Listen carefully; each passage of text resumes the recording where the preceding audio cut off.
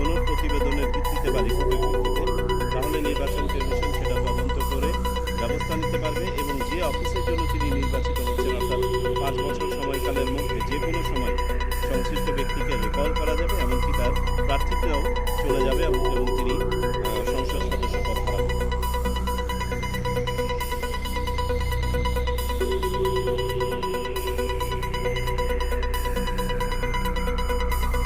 আগে আপনার জামানতের অর্থ পরিমাণ ছিল 20,000 টাকা, এটাকে বাড়িয়ে 50,000 টাকা। আগে যেমন শুধুমাত্র ক্যান্ডিডেট বা ব্যাংক অ্যাপিল করতে পারতেন, নির্বাচন কমিশনের প্রাথমিক আপনার স্ক্রুটিনির পরে বাছাইয়ের পরে শুধুমাত্র ব্যাংক এবং ক্যান্ডিডেট করতে পারতেন। আমরা এটার সাথে অ্যাড করেছি any financial or service providing organisation of the government, সরকারের অন্য যে কোনো সংস্থা যারা মনে করেন যে না তাদের তারাও ব্যক্তির কাছে পাবেন এবং এই কথাটা উঠে আসেনি, তাহলে তারা অ্যাপিল করতে পারবেন।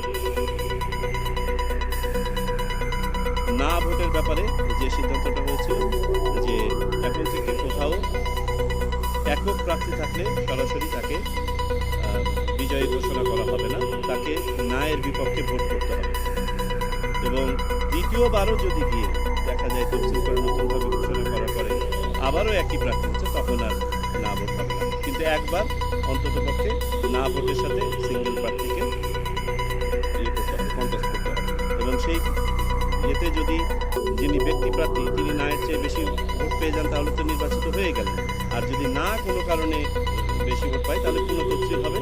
সেই পুনঃতফসিলে গিয়েও যদি আবারও দেখা যায় যে একমাত্র প্রার্থী আছে তাহলে আর একবার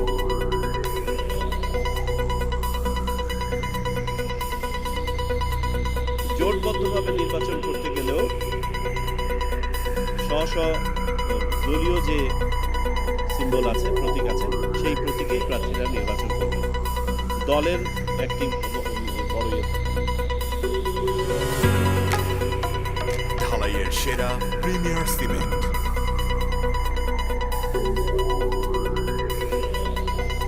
ইলেকশন এজেন্ট হিসেবে, নির্বাচনী এজেন্ট, পোলিং এজেন্ট না, নির্বাচনী এজেন্ট হিসেবে যাকে নির্বাচন করা হয় তাকেও সংশ্লিষ্ট কনস্টিটিউয়েন্সির একজন ভোটার হতে হবে। এটা আগে ছিল।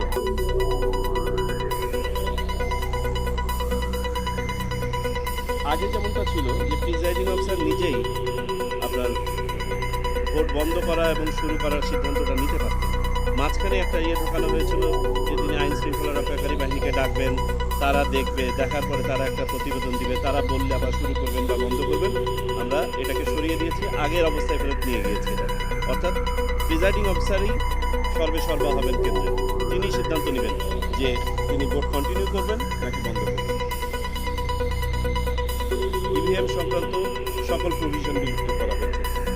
পোস্টাল ব্যালট অ্যাড করা হয়েছে আপনারা জানেন, এবং পোস্টাল ব্যালটে 4 ধরনের যে আছেন ভোটার, যারা যেটা আগেও ছিল তারাই থাকবেন, তারা ভোট দিতে পারবেন। যেমন প্রবাসী বাংলাদেশিরা ভোট দিতে পারবেন, সরকারি কাজে কর্মরত যারা আছেন, যারা ওই দিন তার সংশ্লিষ্ট নির্বাচনী কনস্টিটিউয়েন্সিতে থাকতে পারবেন না, তারা ভোট দিতে পারবেন। নির্বাচন কাজের সাথে যারা সম্পৃক্ত আছেন তারা ভোট দিতে পারবেন, এবং যারা যে কোনো নিরাপত্তা হেফাজতে আছেন, জেলে হোক বা অন্য কোথাও, তারা ভোট দিতে পারবেন।